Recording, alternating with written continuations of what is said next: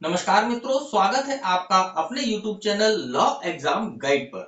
मित्रों, आज के इस वीडियो लेक्चर में हम जो है SC/ST एक्ट की धारा 5, धारा 6, धारा 7 और धारा 9 पर चर्चा कर रहे हैं। मित्रों, इससे पहले हमारी SC/ST एक्ट पर 4 वीडियो जो है पब्लिश हो गई हैं और अगर आप उनको देखना चाहते हैं तो आप जो है उन वीडियोस को हमारे चैनल पर जाकर देख सकते हैं। और ये SC/ST ये वीडियो लेक्चर नंबर 5 है।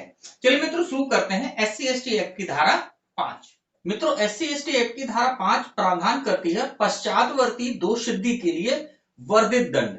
देखिए मित्रों, पश्चातवर्ती दोष सिद्धि का तात्पर्य यहाँ पर यह है कि अगर कोई व्यक्ति SC/ST एक्ट के तहत कोई अपराध पहले ही कर चुका है और दोषित हो चुका है, ऐसी स्थिति में अगर वो व्यक्ति दोबारा से अपराध करता है तो इसे पश्चातवर्ती दोष सिद्धि कहते हैं। ऐसी स्थिति में अगर कोई व्यक्ति पश्चातवर्ती दोष सिद्धि करता है तो उसे वर्धित दंड दिया जाता है, बढ़ा हुआ दंड दिया जाता है। ध्यान दीजिएगा मित्रों, SC/ST एक्ट की धारा 3 में जो दंड के प्रावधान है वो कहते हैं कम से कम 6 वर्ष और अधिक से अधिक, कभी कहीं पर 5 है, कहीं पर 7 है। तो ऐसी स्थिति में कम से कम दंड जो है उन धाराओं में 6 महीने है। लेकिन अगर कोई व्यक्ति एक बार उस धारा में अगर दोषित हो चुका है और वह पुनः वही अपराध फिर से करता है तो ऐसे व्यक्ति को वर्धित दंड मिलेगा। जो वर्धित दंड होगा कम से कम 1 वर्ष का कारावास। ध्यान दीजिएगा मित्रों, कम से कम 1 वर्ष का कारावास और अधिक से अधिक उतना हो सकेगा जितना कि SC/ST एक्ट की धारा 3 में अधिकतम दंड वर्णित है। तो मित्रों, ये धारा जो है मुख्य रूप से उन अपराधियों के लिए, उन व्यक्तियों पर लागू होगी जो कि पहले ही दोषित हो चुके हैं SC/ST एक्ट में और फिर से वही अपराध करते हैं, या कह सकते हैं हम आदतन अपराधी हो गए हैं। उन व्यक्तियों को जो है ये धारा जो है अधिकतम दंड जो है कह सकते हैं बढ़ा हुआ दंड देती है, कम से कम 1 वर्ष का कारावास और अधिक से अधिक जो है उस अपराध में वर्णित कारावास। चलिए मित्रों, अब बात करते हैं धारा 6 पर। मित्रों, धारा 6 जो है SC/ST एक्ट की वो बोलती है भारतीय दंड संहिता के कतिपय उपबंधों का लागू होना। ध्यान दीजिएगा मित्रों, SC/ST एक्ट अपने आप में पूर्ण अधिनियम नहीं है, क्योंकि इस एक्ट की धारा यह व्यवस्था कर रही है कि भारतीय दंड संहिता के कुछ प्रावधान, जो सर्टेन प्रोविजंस यहां पर दिए हैं, वह प्रावधान उसी प्रकार से इस अधिनियम के लिए लागू किए जाएंगे जिस प्रकार से वो प्रावधान जो है भारतीय दंड संहिता के लिए लागू किए जाते हैं। चलिए मित्रों, बारीकी से देखते हैं कौन कौन से प्रावधान है। मित्रों, भारतीय दंड संहिता की धारा 34, सेक्शन 34 और सेक्शन 149, मित्रों ये दोनों धारा जो है यह जॉइंट लायबिलिटी की धारा है। ये धारा जो है संयुक्त दायित्व के लिए उपयोग की जाती है। जहां पर कि कोई अपराध जो है एक से अधिक व्यक्ति ने किया है, मतलब कि मोर देन 1 पर्सन ने किया है, तो ऐसी स्थिति में उन सभी लोगों को इस अधिनियम के तहत दंडित करने के लिए ये दोनों धाराओं का उपयोग किया जाता है। जिसमें सेक्शन 34 जो है कॉमन इंटेंशन या सामान्य आशय के तहत उन सभी लोगों का सामान्य आशय था, इसके तहत उन सभी लोगों को, एक से अधिक लोगों को इस अधिनियम के तहत दंडित करने की व्यवस्था करेगी। इसके साथ सेक्शन 149 जो है आईपीसी का, ये विधि विरुद्ध जमाव की बात करता है। ध्यान दीजिएगा मित्रों, अगर SC/ST के वर्गों के व्यक्ति के ऊपर के अपराध करने के लिए कोई विधि विरुद्ध जमाव बनाया जाता है या कोई जमाव विधि विरुद्ध हो जाता है, तो ऐसी स्थिति में उस जमाव का हर सदस्य जो है जॉइंट लायबिलिटी के तहत इस अधिनियम में दंडित किया जा सकता है। उन सभी लोगों को जो कि उस विधि विरुद्ध जमाव के सदस्य थे, वह सभी की सभी इस एक्ट में दंडित किए जा सकते हैं। तो इसीलिए जो है धारा 34 और सेक्शन 149 जो है आईपीसी की इस अधिनियम के लिए लागू की जाती है। अब इसके बाद मित्रों बात करते हैं अध्याय 3 की। देखिए मित्रों, भारतीय दंड संहिता का अध्याय 3 जो है दंडों के विषय में प्रावधान करता है। दंडों के विषय में अध्याय 3 बताता है कि किस प्रकार से दंड दिया जाएगा, क्या क्या तरीके होंगे, ये सारी बातें जो है धारा जो है अध्याय 3 जो है आईपीसी का बतलाता है। अब मित्रों ध्यान दीजिएगा, SC/ST एक्ट में दंड के प्रावधान तो हैं, लेकिन ऐसी कोई व्यवस्था नहीं दी गई है कि दंड कैसे दिए जाएंगे, दंड की मात्रा कैसी होगी, सादा होगा, कारावास कठोर होगा, अन्य प्रकार के प्रावधान जो है SC/ST एक्ट में नहीं है, लेकिन वह प्रावधान आईपीसी में है जो कि अध्याय 3 में वर्णित है। तो ये जो धारा है उन प्रावधानों का उपयोग SC/ST एक्ट के लिए करने की बात करती है। फिर इसके बाद मित्रों बात करते हैं तीसरे नंबर पर साधारण अपवाद या भारतीय दंड संहिता का अध्याय 4। ध्यान दीजिएगा मित्रों, भारतीय दंड संहिता का अध्याय 4 जो है ऐसे व्यवस्था या ऐसे समय की बात करता है जहां पर कि कोई व्यक्ति अपराध तो करता है लेकिन वो परिस्थितियां ऐसी होती हैं जिसे विधि क्षमा कर देती है, माफ कर देती है। एक उदाहरण के रूप में आप बताओ कि अगर कोई 7 साल से कम उम्र का बच्चा कोई अपराध करेगा SC/ST एक्ट के तहत, तो भारतीय दंड संहिता का जो चैप्टर 3 है, सॉरी चैप्टर 4 जो है साधारण अपवाद, इसकी धारा 82, धारा 82 ये बोलेगी कि 7 साल से उम्र का बच्चा अपराध नहीं कर सकता क्योंकि उसका माइंड ही इतना डेवलप नहीं हो पाता है। इसी प्रकार से कई अन्य प्रावधान जो है इस अध्याय 4 में मौजूद हैं जो कि साधारण अपवाद के रूप में वर्णित हैं। उन प्रावधानों को भी इस अधिनियम के लिए लागू किया जाता है। फिर इसके बाद मित्रों पांचवें नंबर पर बात करते हैं, चौथे नंबर बात करते हैं दुष्प्रेरण के विषय में।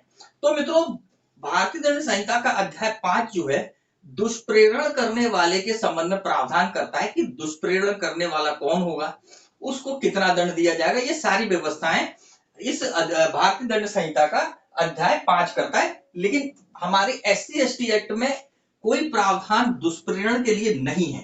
तो दुष्प्रेरण के लिए नहीं है लेकिन दुष्प्रेरक को दंड तो देना है। अगर किसी व्यक्ति ने किसी अन्य व्यक्ति को दुष्प्रेरित किया, उसको उकसाया है कि वो जाए और SC/ST समुदाय के व्यक्ति के ऊपर फलाना फलाना अपराध करें, तो जिस व्यक्ति ने अपराध किया है वो तो दंडित होगा ही, लेकिन जिसने दुष्प्रेरण किया है उस व्यक्ति को कैसे SC/ST एक्ट के अंतर्गत लाएंगे।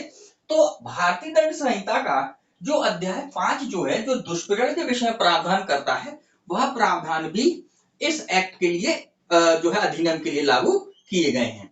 फिर इसके बाद अगला जो है अध्याय 5 का जो कि आपराधिक षड्यंत्र की बात करता है। मतलब कि किसी व्यक्ति ने अपराध एक व्यक्ति ने किया लेकिन उस अपराध को करने के लिए कई व्यक्तियों ने मिलकर आपराधिक षड्यंत्र किया। तो ऐसी स्थिति में उन आपराधिक षड्यंत्र करने वाले व्यक्तियों को भी अगर SC/ST एक्ट के तहत दंडित करना है तो फिर SC/ST एक्ट में प्रावधान नहीं है, लेकिन IPC के अध्याय 5 का सहारा लेकर उन लोगों को भी दंडित किया जा सकता है जो कि षड्यंत्र करते हैं। फिर इसके बाद आखिरी बात जो करी, आखिरी अध्याय जो अध्याय 23, भारतीय दंड संहिता का अध्याय 23 जो है अपराधों के प्रयत्न की बात करता है। देखिए मित्रों अपराधों के अलग अलग चरण होते हैं, स्टेजेस होती हैं, जिसमें से सेकेंड लास्ट स्टेज जिसको हम बोले कि ऑफेंस कंप्लीट होने से पहले वाली एक स्टेज होती है जिसको बोला जाता है प्रयत्न।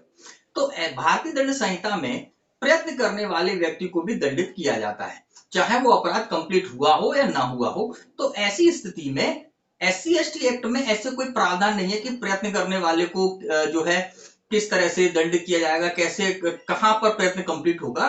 तो उसके लिए धारा 6 बोलती है कि आप जो है भारतीय दंड संहिता की अध्याय 23 का सहारा लीजिए जहां पर कि अपराधों के प्रयत्न की व्यवस्था की गई। तो इस प्रकार से मित्रों जो धारा 6 जो है बहुत ही महत्वपूर्ण धारा है। अगर ये धारा अगर यहाँ नहीं होती तो ये एक्ट कंप्लीट ही नहीं होता। तो मित्रों SC/ST एक्ट की धारा 7 जो है कतिपय व्यक्तियों की संपत्ति का संवहन की बात करती है, फोरफीचर ऑफ प्रॉपर्टी। ध्यान दीजिएगा मित्रों, जब कभी भी कोई व्यक्ति SC/ST एक्ट के तहत अपराध करता है और अपराध साबित हो जाता है तो विशेष न्यायालय को यह शक्ति है कि वह उस व्यक्ति की संपत्ति को संप्रहत कर सकती है, फोरफीचर कर सकती है। ध्यान दीजिएगा मित्रों, भारतीय दंड संहिता की धारा 53 जो है ये दंड के 5 प्रकार के वर्ग बताती है। उसमें से एक वर्ग जो होता है वो होता है संपत्ति का राजसात या संपत्ति का फोरफीचर किया जाना। तो यहाँ पर विशेष न्यायालय को ये शक्ति है कि वो जो है धारा 7 के अंतर्गत ऐसे व्यक्ति की जो कि इस अधिनियम के तहत दोषित किया गया है उसकी चल या अचल कोई भी संपत्ति जो है जब्त कर सकती है। जब्त के बाद उसको जो है राजसात या संप्रहत करने का आदेश भी दे सकती है। मित्रों इस धारा को डिटेल से देखने के लिए हम इसको ऐसे देखें कि विशेष न्यायालय के पास ये शक्ति है कि वह इसके अंतर्गत जो है दंड स्वरूप, दंड के हम बात करें कि दंड के अतिरिक्त कैसे, अगर विशेष न्यायालय ने किसी व्यक्ति को 1 साल, 2 साल, 6 महीने का दंड दिया है, ये दंड तो रहेगा ही रहेगा। इसके साथ धारा 7 के अंतर्गत शक्ति का प्रयोग कर कर विशेष न्यायालय जो है उस व्यक्ति की संपत्ति को फोरफिट करने का आदेश भी दे सकता है, संपत्ति को संप्रहत करने का भी आदेश दे सकता है। मित्रों, जो धारा 7 है इसको आप दो तरीके से पढ़िएगा। पहला जो पैराग्राफ है वो ये बताता है कि अगर कोई व्यक्ति किसी अपराध के लिए इस संहिता के इस अधिनियम के अंतर्गत दोषित कर दिया जाता है तो न्यायालय उसकी संपत्ति को राजसात कर लेगी। इसके बाद जो सब क्लॉज 2 जो है ये उस स्टेज की बात करता है जब प्रक्रिया चल रही हो, न्यायालय में उस व्यक्ति को दंडित करने की प्रक्रिया चल रही हो, ट्रायल चल रहा हो। तो जब ट्रायल चलता है तो कोई भी व्यक्ति अपराधी नहीं होता है, अभियुक्त होता है।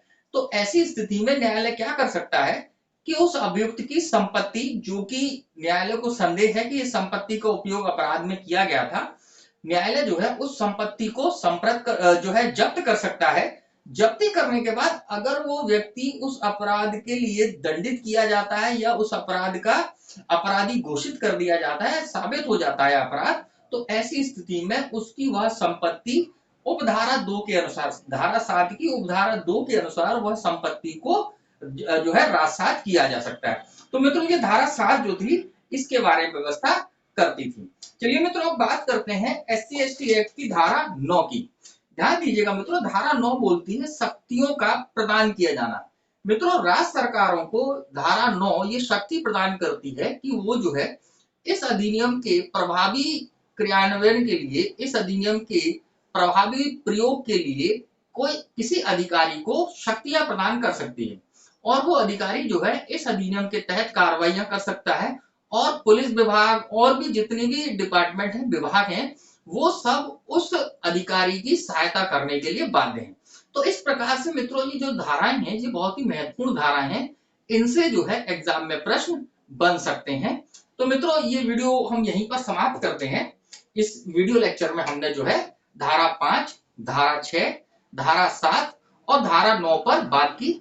इसकी अगली जो वीडियो आएगी हमारी वो होगी धारा 8 के ऊपर, जो कि उपधारणाओं की बात करते हैं, क्योंकि तो बहुत इंपॉर्टेंट सेक्शन है, सेक्शन 8, जिस पर हम अलग से वीडियो बना रहे हैं। तो अगली वीडियो जो है उपधारणाओं के ऊपर आएगी, जो कि एग्जाम के लिए भी बहुत इंपॉर्टेंट है, ये भी इंपॉर्टेंट है, लेकिन वो मेंस और प्रीलिम्स दोनों के लिए इंपॉर्टेंट है।